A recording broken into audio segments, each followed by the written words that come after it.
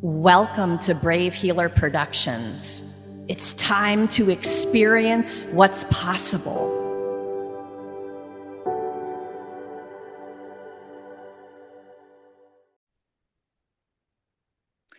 So, what if there's something you haven't learned yet that could change everything? Welcome, everyone. I'm Laura DeFranco, the CEO of Brave Healer Productions Publishing, where we are helping the world experience what's possible. And here today to help me with that mission are some of the amazing authors of one of our newest books. This one is called The Alchemy of Intuition, Embodied Practices to Access Your Inner Voice. You guys, you don't know how excited I am. I'm going to give you a little sneak peek of this beautiful cover right off the bat and give Dr. Tiffany McBride a huge shout out. She's our lead author of this gorgeous book. There is such a cool story about this cover art, y'all. You're going to have to buy the book to read it, okay? And that alone will be worth the price of admission into the book, like this amazing story about the crow. But a huge thank you to Tiffany. This was a really special project. Tiffany curated a special author's journey to Ireland this past September, where many of our authors traveled together for an amazing adventure and to connect to that deeper place inside ourselves. We came home and began writing the chapters of this book. And honestly, I can't say enough thank yous to Tiffany for her ginormous vision and mission for this book. When she approached me, I was like, yes, this topic, this is what the world needs. We all need to be doing this kind of life-changing and world-changing work. So thank you, Tiffany. So I have some pretty cool people in my Zoom room. Jamie Lynn guides embodied living at the intersection of art, beauty, and truth. I've got Natalie Peterson with me. She's a writer, marketer, and mentor who lives with her partner and son in Loveland, Colorado. And Susan Ernst, AKA my mom, is a Washington, D.C. based author, published in Brave Kids Volumes 1 and 2 and Gifts of Wisdom, supporting Agape International missions through book sales and community impact initiatives. Welcome, ladies. We're going to have such a cool chat today about this topic of intuition. So, Mom, tell us a little bit about the why behind the chapter that you wrote. Thank you, Laura. Good morning, everyone. My name is Susan Ernst. I wrote chapter 5, Find Your Soul Self, Healing My People Pleaser Problem. I find that I've been a people pleaser my entire life, and it's only been in these last few years that I've recognized that it's been eating me up alive. Literally, I was beginning to feel like I have lost my voice, my inner self that I used to talk to all the time. I believe that I'm not the only one out there that has this problem. I've been working on it and finding some good steps to get my voice back. And so the why of my chapter is to share this with others, hoping I can help someone else to figure this out much sooner than I did. Oh gosh, people pleasing anyone? Yeah, like I think there's going to be a lot of hands raised in various forms and various ways over our lifetimes, you know, what we were taught, and how we try to just be accepted in the world. So, Mom, I know it was a pretty big deal to go to Ireland. You have just, tell us, so how was the experience for you? Well, I tear up every time I try to talk about it. I love Tiffany McBride, our lead author. I give her all my gratitude and love. And I just thank the universe for the most incredible timing. I had just moved across the country, going through a huge adjustment, which was highlighting my people pleaser problem, and went to Ireland with you and this wonderful author group. And it was there that I learned the tools that I needed, the medicine, if you will, to take care of this and find myself again. And it's never too late. It is never too late. Thank you, Mom. It's been so incredible to watch your new author journey And there's so much to talk about there with your solo book being launched just a couple months after we got back. It's a lot, you guys. So thank you for saying yes to this project and for being here today. Thank you. Natalie, tell us a little bit of your why behind the chapter you wrote. I would love to. I wrote chapter 16, Someone Hold Me Please, the gift of a sacred despacho.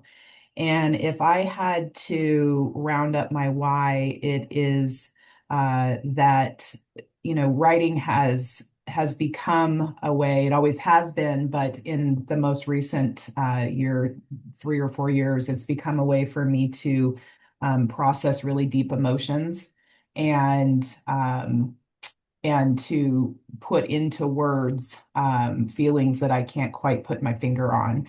And in this case, I had been dealing with a mounting just struggle, mental struggle that was turning physical. And I just finally had hit a point of breakdown. And the why behind this story is to honor the women who opened their arms and took me in to help me process some really deep-seated grief that had bubbled up to the surface that I was not sure how to deal with. And as a person who does a lot of holding, but doesn't allow myself to be held much, it was just a beautiful way for me to say thank you to these two mothers, and to give the gift of the medicine of what a despacho is, a sacred despacho is, and allow others to possibly access this beautiful gift. So I think it takes a lot of trust to be held. Want to talk about that piece? Yeah, the story itself reflects back to a really tender moment in my own life of being a young woman holding my mom through my father, her husband's suicide. And from that moment, propelling me into a direction of always wanting to be the last one standing, and not really ever opening myself to the possibility of being the weaker one in the room, not by a measure of good, bad, or other, but I wasn't ever going to be seen as the weaker in the situation. And to finally allow, for anyone to finally allow walls to come down and vulnerability to just to rise up and trust that another human is, just the sheer act, the intimate act of physical touch, but also just that emotional holding, holding space, holding trust, holding without judgment, just unconditional love is something that, frankly, we need a lot of right now. So yeah, it's a big thing to be held. It is a big thing. Thank you so much for being part of this. You weren't in Ireland with us, which I'm frowning about. However, wherever you are in the world, I always feel held by you because you put so much intentional energy into being a part of what's going on. So I know there's been a couple of trips and journeys now where I'm like, all right, I feel Natalie. Thank you, Natalie. So thank you for being that person. Absolutely, absolutely. And shout out to, I echo Susan. Um, Tiffany McBride is just an incredible human being and a portal. She is quite talented at creating portals for others and holding others. So she's a very dear human to me as soul sister. So big love to her for letting me participate. Thank you. All right, Jamie, tell us a little bit of your why for the chapter you wrote. Of course. I'm Jamie, and I wrote chapter 11, which is also my favorite number. And it is the secret portal, what no one tells you about sex. And this chapter was such an adventure for me because it started over here and then it ended somewhere completely different. When I sat down to write, I dropped deep into my heart and just allowed the words to come out onto the page on the screen. And I began sharing about this very significant grief portal that I went through in 2023 to 2024. I lost my grandmother and two aunts within 13 months of each other. And that was a lot in that short period of time, and so much of the feminine in my family. And I have always been drawn to sexual energy. And as a sex, love, and relationship coach, I started to learn about just how powerful using our life force energy, our eros, our sexual energy is when it comes to working with these like really heavy emotions. And grief, is this really big experience that we have as humans, and it can feel so overwhelmingly daunting. And it wasn't until this grief chapter of my life that I started to have reverence for it, and I started to listen to what grief was teaching me in my life once I let go of the resistance of wanting everything to be a-okay. And towards the end of that and into the years that followed, I started to learn how to actually work with it as this way of exploring this edge between an intersection between this sexual energy and grief, to see how it can like alchemize and actually feed into my life, because I am willing to show up and work with these two energies and experiences as a human. And we get to experience the whole gambit of it. I don't think people would put those two together naturally. How can you help the listeners into the connection, just baby step? Yeah, one thing that I heard often when I was going through that chapter, and that felt very true to me, is this belief that grief is the other side of the coin of love. And I think we feel that in friendships that come to an end, in romantic relationships that come to an end, or people that pass on. And that made sense to me in the way that I feel so much grief when something ends, when my heart has been completely in it. And love, when we love something, whether it's in romance or a child coming into this world, there are almost no words for that experience. It's so vast, it's so infinite. And when we experience grief, it feels very similarly, but with a different flavor. And with sexual energy, yes, there is physical sex, but there's also creation. We're all writers here, and we all have our own process, but we, by nature, as being human, create every day. And when we're really in the flow, there is this undeniable experience that's coming through, very similarly to when we're in the depths of grief or in these highs of love.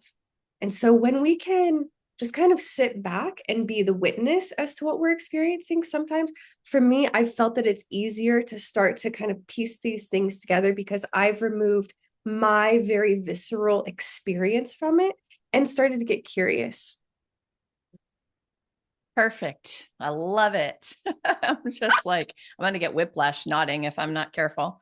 Yeah, that's fantastic. Jamie, thank you for saying yes, for being a part of this project, for all of your all's beautiful energy. This next thank you is about, it's one thing to step up and say, yeah, I'll do this. I'll write a chapter. But when you get into the thick of it, and really realize what you're doing, sharing your story. And then you all stepped up and shared a medicine, a practical kind of way we can have an experience. You all did it so brilliantly. And that is sometimes really challenging for my writers. And I just have a huge thank you to all of you for doing that so well. This book is really other level. It is, it's going to challenge people to go deeper. And the intuition topic, like I said before, is really, I think, everything. Awareness is everything. Awareness is where we start if we want to live a life, if we have goals and dreams and visions for our lives. Awareness and our connection to that intuition is it. Like, that's the foundation. So, Natalie, what's been the most exciting thing to you about connecting to your intuition? I think that's a really cool question, because intuition is exciting, especially when I've likened through the years when I'm walking in direct step with my source, and I have just that key connection to my intuition. I liken it to olive oil in the Popeye cartoons.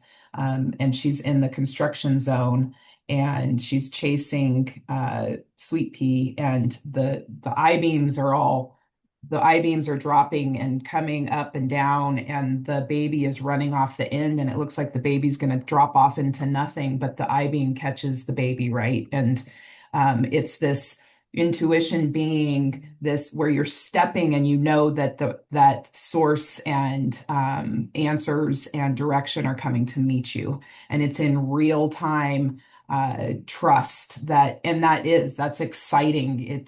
I can feel it in my body right now just describing it.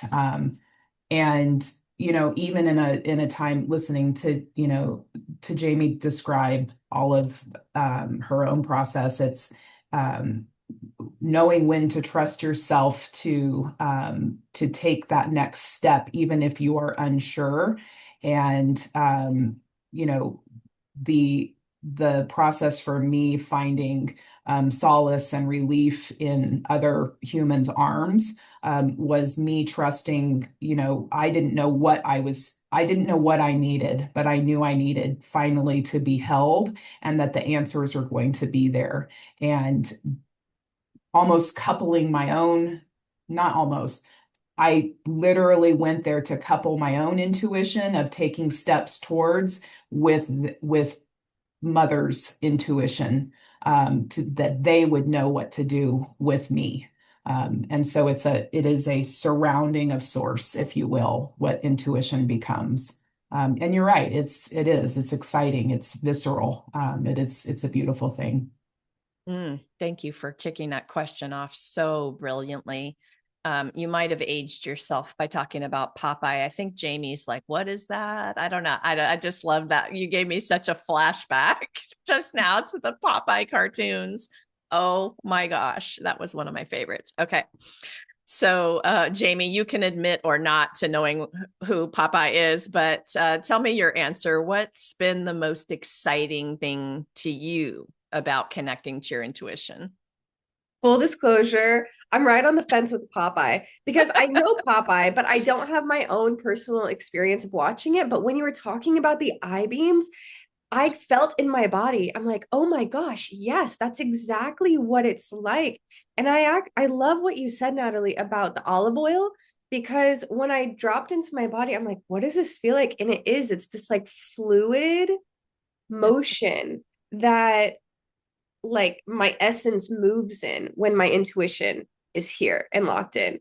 And the first thing that comes up when I think of that question is the times when my intuition is like pinging me, and I'm like, but I think I'm going to go this way. And then however long later, I'm like, oh, shoot, I was supposed to take a right back there. And if I would, what would it be like now? And those moments actually have stuck with me so clearly, because I think that's just how I learn. I have some rebelliousness in me. And the more that I show up to play the game with my intuition, and I'm like, okay, I know how this went before. How do I want it to go now? And starting to work in a more synergistic relationship with my intuition, that's what really like lights me up and turns me on. Is okay, it can feel fluid. There can be the I-beams dropping, and like I can just like inherently trust that my intuition, that my soul, my essence, like I've got this. And all I have to do is like be centered in whatever that looks like for me in the time.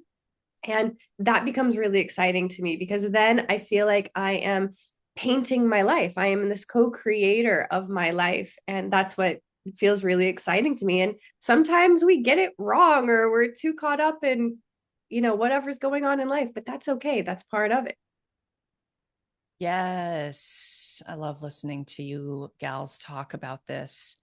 Olive oil is the name of a character, by the way, but I love now because I will forever from here forward think of olive oil as olive oil, like actual oil. I'm going to have to YouTube this after we get done. Oh my gosh. Yes. That is a must after today. I'm going to squeak mine in here before I go to mom. So I heard Natalie say trust. I heard Jamie say trust. Yes. This is exciting. You get the gift of being able to trust everything, the universe. And so my 2 senses, I've learned now, it doesn't matter if what I think is in front of me is bad or good. I trust it's there and I can lay back and let go into what is going to unfold because I know it's for me. And if I can look at what's in front of me with that attitude and that awareness, then, oh my gosh, my body unclenches a little bit. Right. And so it's just, Jamie, you're making me think of that a little bit. Mom, what's the most exciting thing to you about connecting to your intuition? First of all, I grew up with olive oil. And I used to wear my rain boots around because she wore these great big fat boots on her skinny little legs. And I like to look like that. But anyway, what was most exciting to me was that I've learned through this process that my soul, my inner self and my body have to work together in order to truly work with my intuition. And I learned that I needed to not only listen carefully, but listen and feel the feels in my body. As I, for example, someone would approach me to do something, I now stop for 2 seconds before I go, yes, of course, I'll do that for you. And I feel, is there a clench? Did my stomach just clench? Or is there an absolute feeling of joy? Yes, love to do it. And am I really doing it for the right reason? So I think that was my big discovery that I went through, particularly in Ireland as well, that as a people pleaser type person, that personality, I also had incredible self-consciousness and afraid to look, as Natalie was talking about, look weak or feel like I'm not on top of my game at all times. And so Tiffany threw that whole idea away with the exercises she took us through. And I, for once, after all these years of living and a lot of loss in my life, let it out in front of everybody else. My guts fell out with grief that I had not processed for decades. And each one of us has brought up grief, and that is making me think this is really a part of this healing, that the healing piece is not just, okay, just start listening to your body and there's a bunch of work that needs to be done. And I think many of us get so busy in our lives, we don't take time to do that work and let that healing happen. And don't be afraid how it looks inside or outside. Everybody else understands.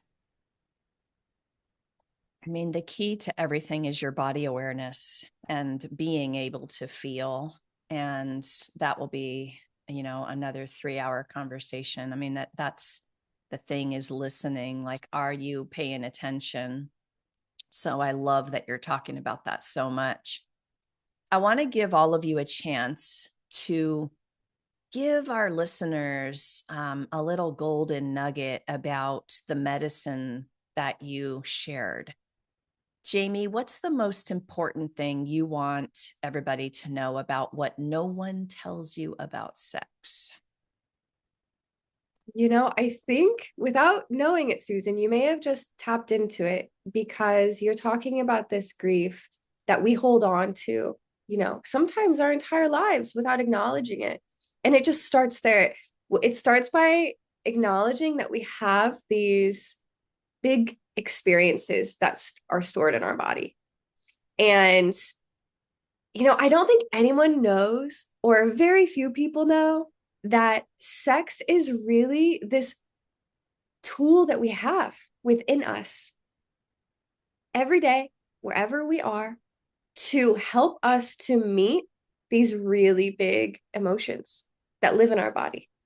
But it starts by acknowledging that they're there and meeting them with reverence, meeting them with grace and compassion. And then we can bring in sex, or I also write about how pleasure, creativity, just these high frequency emotions that we also experience, and they get to dance together and they get to move and both be seen and witnessed and experienced. And that as we do that, the things that we hold on to so tight that we forget that they're even there get to move through, and they get to express, and they get to be experienced in the ways that they're meant to be, right? When we think of a child that's 3 and they're throwing a tantrum, they're moving through what they're experiencing. It's perfect. But as we grow older, we learn not to do that because it's not appropriate. And so we relearn. And I have found in my studies that bringing in pleasure is actually the most fun, the most exciting, but also the most like potent and ease-filled way to actually move through and express these unexpressed emotions, thoughts, beliefs, feelings that we store in our body. Thank you, Jamie. Okay. Mom, I'm going to come to you with this similar type of question. What's the most important thing you want us to know about healing that people pleaser problem?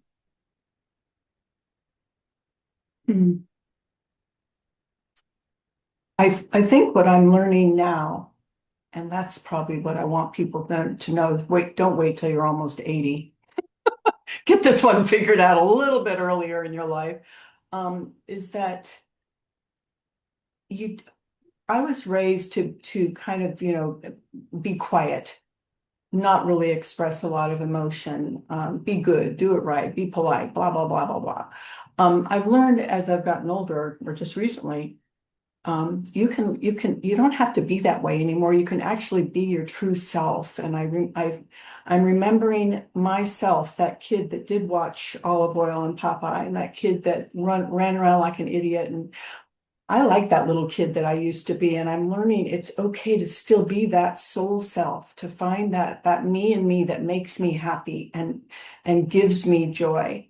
And as a widower, and as someone who has not dated in a long, long time, Jamie, I can't just, that's a whole other book we can talk about at another time. But I guess that the nugget is that the more I can be myself and feel comfortable speaking the thoughts that I'm truly feeling, the more I will please others, the more I will be doing what I need to do for others.